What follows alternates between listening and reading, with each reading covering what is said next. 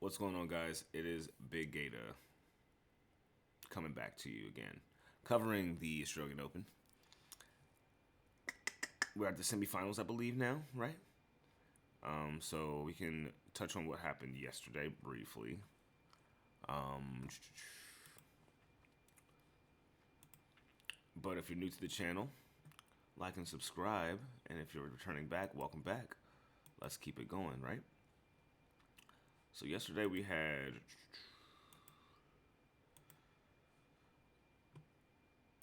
a few straight bets. We had Lerner Tien on the money line. Such a heartbreak. Well, I mean, yeah, yeah, it is what it is. But something that we have to look at now is Sonego. Sonego is the youth killer of this tour so far. He's been taking out all these ATP finalists, next gen finalists. So I gotta look at the draw.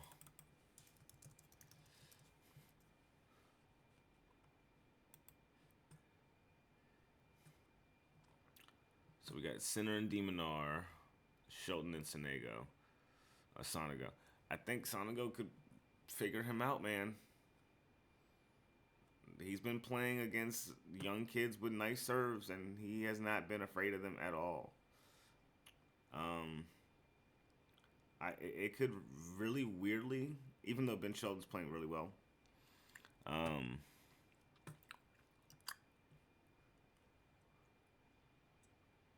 it went to 3 tie breaks with him and Gale.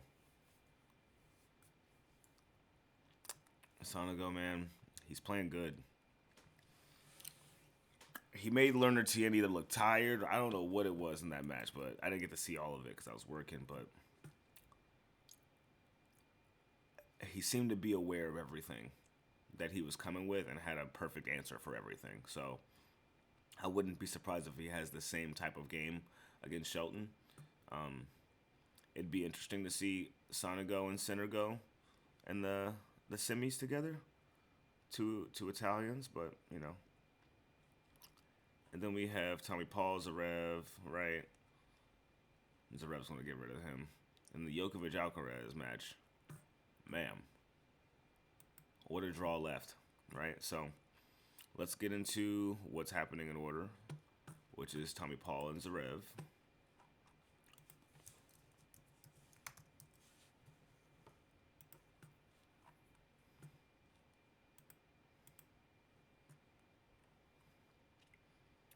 Now, the funny thing about this, which is going to be a little bit of a poetic justice, I'm assuming. Tommy Paul has beaten Zverev twice already in their head-to-heads. Zverev has never beaten Tommy Paul. I think that changes today. Tommy Paul was looking fucking crazy against Alejandro Afakina. So him beating him 6-1, 6-1, 6-1 was not something I don't think anybody saw. What is that spread? Like a minus 14.5 spread? Crazy. He destroyed him. Yeah, so there's that. I could see it going to like potentially like over 3.5 sets if there's more money in that than taking the Zverev money line.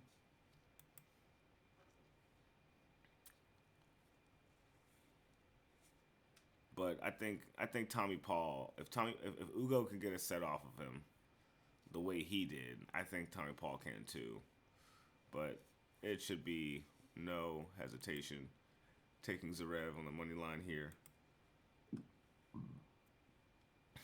As you guys know, I love Tommy Paul. He's American, so I root for him. Him being 6-1 this season, 17-11 last season on the hard courts, going 45-19 over the entire season. And then Zverev is 6-0 this season. Last season he was 29-10 on the hard courts, 69-21 over the season.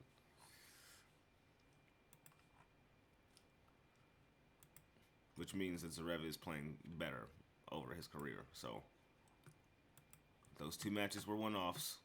Two offs, if you want to call them that. I can see Zverev getting this dub today. If you wanted to play it a little bit more safe, I would go for the 3.5 sets over, just because, you know, we've seen crazier things happen. It's not like it's impossible for him to lose when he's lost twice to him already. So, and those two matches that they had, the last time they played, that, mind you, it was 3 years ago when they played, so it doesn't even fucking really matter, but it went to 3 sets. So, do with that as you will. And then our late night match, the one that everyone, I'm sure, is super excited to see. The first Grand Slam matchup on hard courts, between Novak Djokovic and Carlos Alcaraz. Should be crazy. It should be crazy. So, the record between the two of them is 4-3. Across all surfaces, too. Crazy. They only see each other in the quarterfinals. Or they only see each other in the semis or the finals of any tournament. Like, that's so crazy, bro. So, the French Open, it went straight sets for Djokovic, 7-6, 7-6. That was in the final. In the final in Wimbledon, it went to 3 sets. Carlos Alcaraz beat him in straight sets, as we know, with a legendary performance. So, might be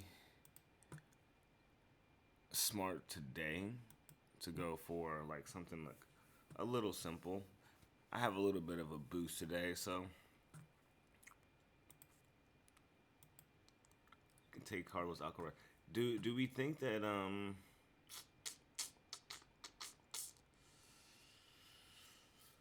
what are we thinking?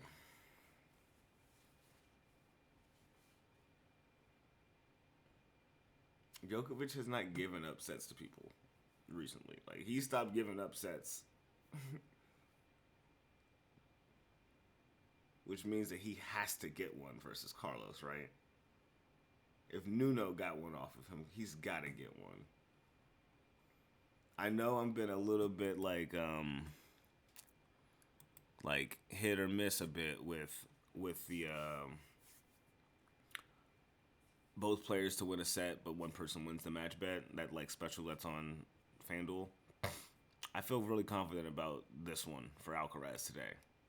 Like, Alcaraz will win the match. I feel really confident about that, just based on how well he is playing, and how well he's been able. He needs. This is a get revenge match for him, and this is someone who I think he's been waiting to get his get back on. So I'm definitely leaning more towards him. Looking at the stats, though, right? Alcaraz is undefeated so far this year, 4-0. Djokovic has 1 loss. He's 6-1, losing to Riley Opelka. A surprising match for him, I'm sure. He was 15-5 on the hard courts, 38-10 over the season. Djokovic, and Alcaraz was 22-5 on the hard courts, 54-13. So 3 more losses than Djokovic, but 14 more wins over the season. The boy's been playing hard. Alcaraz is a top 3 player. He was number 1 at one point. Djokovic is number 7. Used to be both number 1s. So this is the matchup of the entire tournament, if you ask me. But I want to put my eggs on Alcaraz, man. I like the revenge aspect of him coming back and evening up the score between the two of them. I like how well he's been playing on the hard courts this season so far. I'm just sad that I won't be awake to watch it unless I wake up at 5 o'clock in the morning, which I may just do. I don't know. We will see, friends. We will see.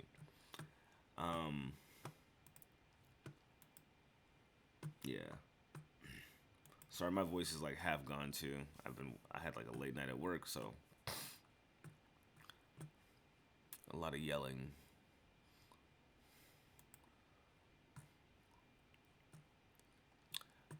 Yeah, so those are the two games we have for today. We can get a little brief look at what's going on for the chicks, right? So let's look over there real quick. And AO for the women. Oh, well, yeah. Well, we obviously are talking about this. Because Coco Gauff going to beat Paula Badosa? Yes. The answer is yes.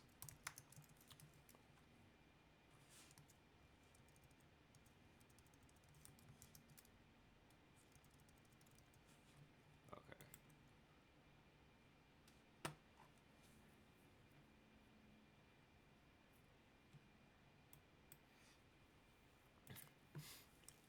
Man, how about that? How about Maddie Keys, though? I should have put that. I didn't even know she was playing yesterday until after the video. I made, I took her money line, and I should have put it in the comments for you guys. I apologize for that. Got some decent money out of that. All right, so let's look at Coco and Badosa. They're 3-3. Wow. Coco beat her the last 2 times they played each other and went to 3 sets.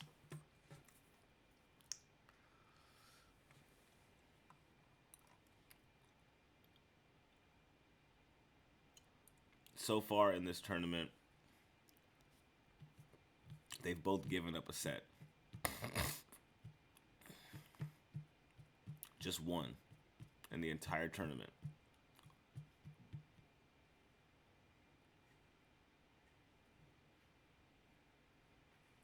Badosa's games have been a bit less close, if you ask me.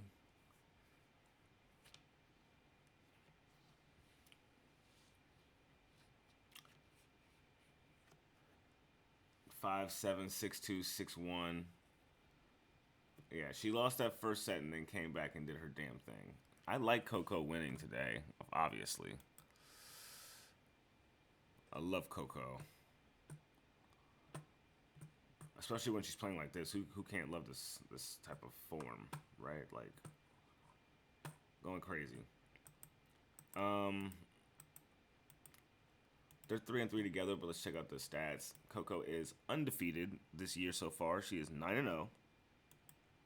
31-9 last season on the hard courts. 54-17. Stop fucking playing with her. Cut it out. Everybody cut it out.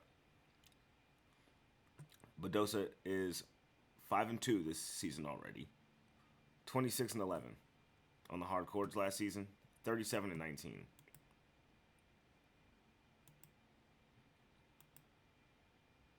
Coco had 2 less losses on hard courts than Badosa and 5 more wins on that surface alone. So, money's on Coco, obviously. And then our other superstar match was it Sabalenka and Anastasia Pellet. Who is this? Who is this random girl that's made it this far?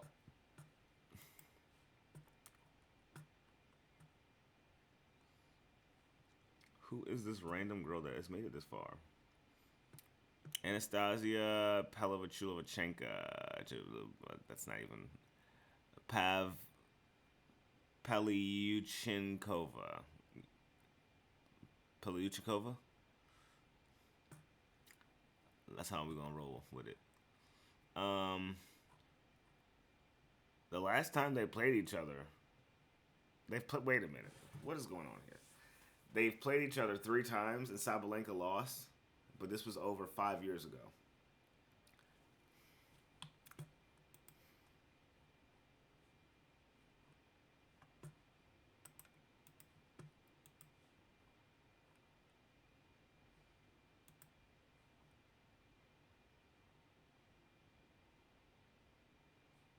This is going to be one of those days where I play one of those silly bets, like Sabalenka to win a game, and you win a point in every game of the match. This is going to be one of those matches, I think.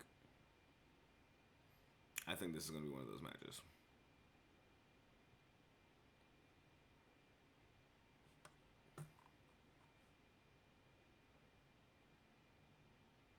At least a point in every game in the first set, but I would take the whole match.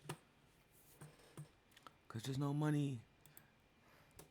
She's minus 300 to win in straight sets. Like, come on now. What are we doing? What's the spread? 6.5 is crazy.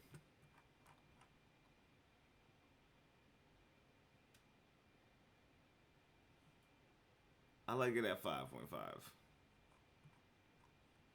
6.3, 6.3. You know, it's this girl is good enough to have gotten this far. So it's minus 175 for Sabalenka on the spread, minus 5.5. Something to think about. Yeah. Okay. So we got a few little picks here.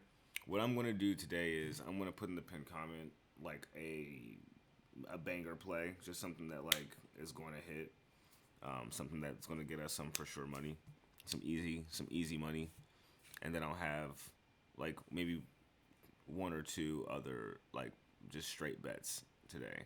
We're going to keep it small. Put out too many plays yesterday. We're going to keep it small and concise today, and as the tournament gets more concise, so will these picks. So be on the lookout for better reads from me today and for the rest of the tournament. I'm going to be signing off at this point, getting the video uploaded for you guys. Yeah, I'm not even looking at football after the Ravens loss. The hell was that, man? Anyway, we cover tennis here anyway. And that's what we're going to keep doing. It puts good money in our pockets, and we're going to continue to do so.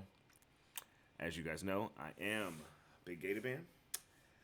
Don't forget to like and subscribe. Check the pinned comment. Get you some money. Okay? If you're in America, happy inauguration. If you're not in America, lucky you. Okay? I'm going to holler at you guys later. I'll be back tomorrow with some more tennis videos, tennis picks for the semis. All right? Everybody take care. Take care of each other. Take care of your friends. Love. Don't hate. Don't get mad. We're just gambling. We're just playing. Enjoy. I love you all.